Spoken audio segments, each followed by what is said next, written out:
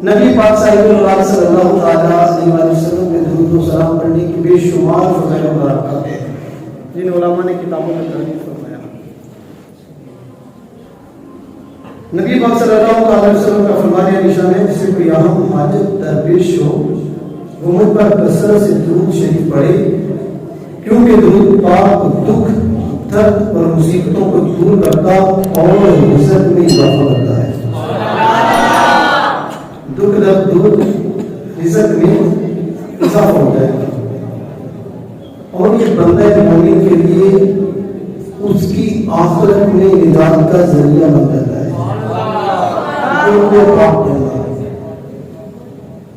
یہ حقیقت ہے اپنے لیے، اور جب بھی درود پاک، اچھا نبی پاک صلی اللہ علیہ وسلم بہت پیار کرنے والے امت سے، میرے آقا صلی اللہ علیہ وسلم نے نہ جانے کس انداز میں ہم سے پیار کیا۔ بہت سے انداز میں آقا صلی اللہ علیہ وسلم سے امت سے محبت کا درس یہ دیتے ہیں، لیکن میں نے اور آپ نے آقا صلی اللہ علیہ وسلم کو کتنا یاد کیا، یہ سوال ہے۔ اور میرے امام کیا فرماتے ہیں، میں قربان جاؤں اپنے امام کے، میرے امام فرماتے ہیں جو نہ بھولا ہم غریبوں کو رضا، جو نہ بھولا ہم غریبوں کو رضا، یاد اس کی اپنی عادت کی دی ہے۔ آپ میرے آقا صلی اللہ تعالیٰ علیہ وسلم دنیا میں تشریف لائے، پیدا ہوئے تو رب اپنی امتی کی صلاحت میں آقا صلی اللہ تعالیٰ علیہ وسلم دنیا میں جلوہ گر ہوئے۔ اچھا میرے آقا صلی اللہ تعالیٰ علیہ وسلم نے اپنی ساری زندگی گزاری، اچھا نبوت سے پہلے کا جو نبی پاک صلی اللہ علیہ وسلم کی زندگی تھی، مکہ والوں کے سامنے 40 سال کا جو میرے آقا صلی اللہ علیہ وسلم نے کریکٹر رکھا، وہ کس کی فکر میں تھا؟ امت کی فکر میں تھا۔ اچھا شاہ اللہ فرماتے ہیں کہ نبی پاک صلی اللہ تعالیٰ علیہ وسلم کا وصال باکمال ہوا، میرے آقا صلی اللہ تعالیٰ علیہ وسلم اپنی لحد میں تشریف فرماتے ہیں، لبوں میں جنبش ہوئی، کسی نے کان قریب کیے، صلاتی ربی حبلی، جو نہ بھولا ہم غریبوں کو رضا، یاد اس کی اپنی عادت کی تھی۔ ارے اس آقا کو یاد کر رہے ہیں جو ہمیں نہیں بھولے، واقعی نہیں بھولے۔ میرے آقا صلی اللہ علیہ وسلم جب بھی قربانی کیا کرتے تو امت کے نام کی قربانی کیا کرتے تھے۔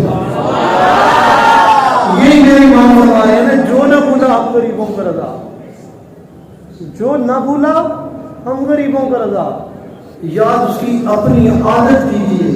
اچھا میں اپنے امام پہ قربان جاؤں، میرے امام نے بھی باکمال لکھا ہے نا، عادت ہوتی ہے نا، عادت وہ چیز ہوتی ہے جو انسان کی طبیعت میں رچ بس جاتی ہے، جب وہ نہ ہو، وہ کام نہ ہو کسی دن تو طبیعت بوجھل ہو جاتی ہے، کچھ بے چینی محسوس ہوتی ہے۔ تو میرے امام فرماتے ہیں جو نہ بھولا ہم غریبوں کا رضا، یاد اس کی اپنی عادت کیجیے۔ آقا کو اس انداز میں یاد کرو کہ جس دن آقا صلی اللہ علیہ وسلم کو یاد کرنا بھول جاؤ طبیعت تمہارا ساتھ دینا ہوتا ہے۔ اس انداز میں نبی پاک صلی اللہ علیہ وسلم کو یاد کرو، پھر کثرت سے درود پاک پڑھنا، اور درود پاک پڑھنے کی تو فضائل باکمال ہے۔ ایک درود پاک یاد رکھتے ہیں، فرمایا جو مجھ پر اس طرح درود پاک پڑھے گا اس پر میری شفاعت واجب ہے۔ اللہم صلی علی سیدنا محمد وانزلہ المقعد المقرر عندک یوم القیامہ۔ فرمایا جو مجھ پر یوں درود پاک پڑھے گا اس پر میری شفاعت واجب ہے۔ درود پاک کی کتنی برکتیں ہیں، بندہ درود پڑھ رہا ہے اس کی آخرت سمجھ ہے، اور آقا کی شفاعت نصیب ہو رہی ہے۔